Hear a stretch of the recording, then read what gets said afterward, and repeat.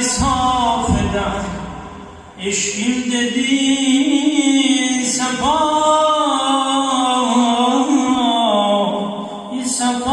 Kerbela'dadır. Aklim dedi ki zemzemin abi hayatı var.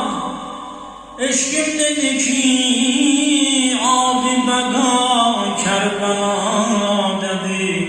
Aklim dedi yemin Xudavendedir hazır. Eşkim dedi cemal Xuda Kerbela'dadır. Çıx telli Zeynəbiyyəyə bax xeymegahına.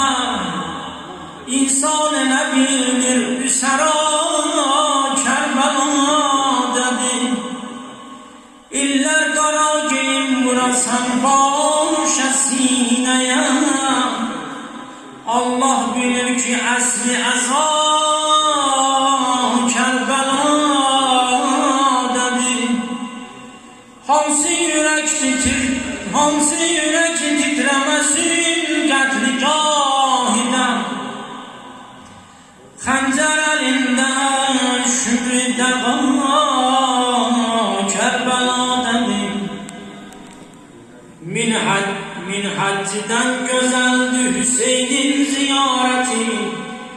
Miqat-ı Seyyid-i Şühada Kerbela'dadır. Aklim dedi ne sözdü Elestû bi Rabbikum. Eşkim dedi bu böyle bela Kerbela'dadır. Ey oğlum reva görenmedi kurbanlığa Halil. 72 hazib-i dama Kerbela'dadır.